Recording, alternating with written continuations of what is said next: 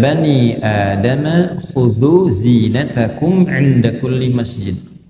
Hai anak cucu Adam, kalau dalam bahasa tafsirnya begini, jika sudah terdengar panggilan dari masjid-masjid itu, maka persiapkan dan kenakan pakaian terbaikmu.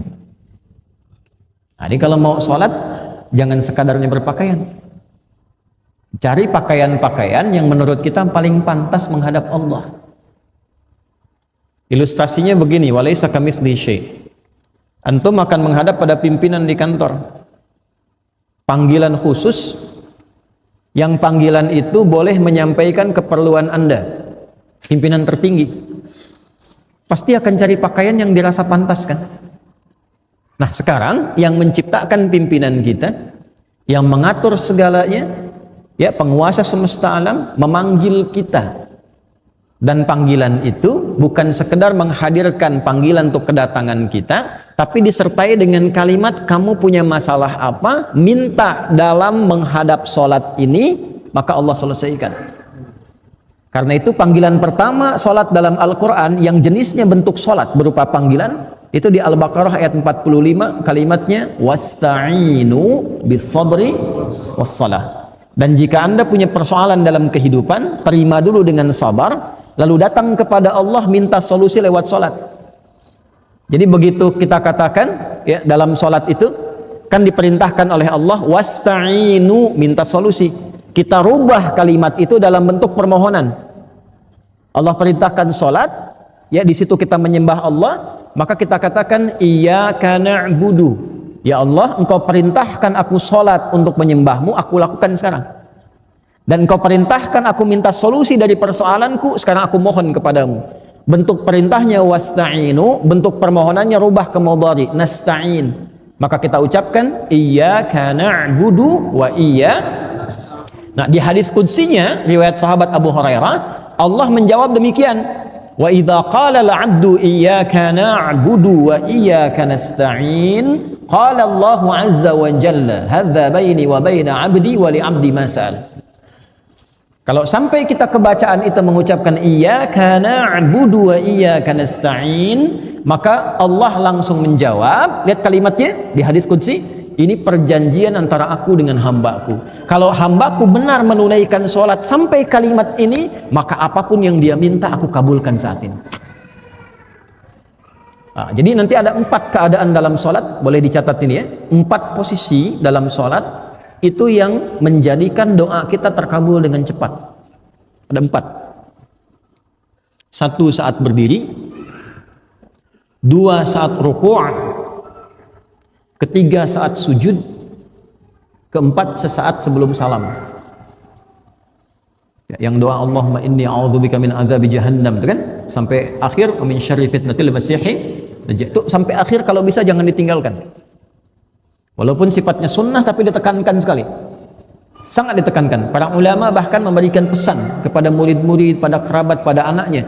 Bahkan ada sebagian ulama yang ketat ketika melihat ada dan mendengar satu koleganya tidak membaca itu, dia minta mengulang sholatnya. Ya, itu untuk menekankan pentingnya doa bagian akhir di situ. Ya, riwayatnya apakah sunnah atau fardu, nah itu tidak sampai informasinya, tapi dia minta mengulang. Untuk menekankan saking pentingnya doa di akhir itu.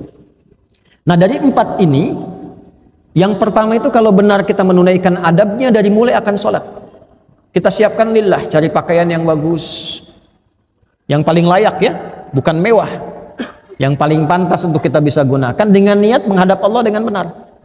Berwudu yang benar, Quran surah ke-5 ayat yang ke-6. Ya ayyuhalladzina amanu idza kuntum ila shalah faghsilu wujuhakum wa aydiyakum ilal marafiq wamsahu ya biru'usikum wa arjulakum ilal ka'bain. Yang pokok ada 4. Beda antara tayammum dengan wudu. Tayammum nanti masih di ayat yang sama di ujungnya. Kalau tayammum cuma 2. Wajah dengan bagian tangan. Ya. Tapi kalau wudu pokoknya 4, rukunnya 6. Niat 4 yang pokok ini tertib.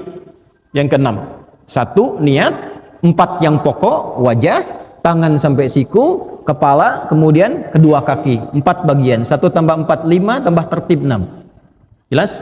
Jadi nggak sama dengan tayamum. Tayamum cuma 2. Kalau airnya sedikit, usahakan yang pokok dulu yang 4. Kalau tidak mampu atau digunakan pada hajat yang lebih besar, baru tayamum. Jelas?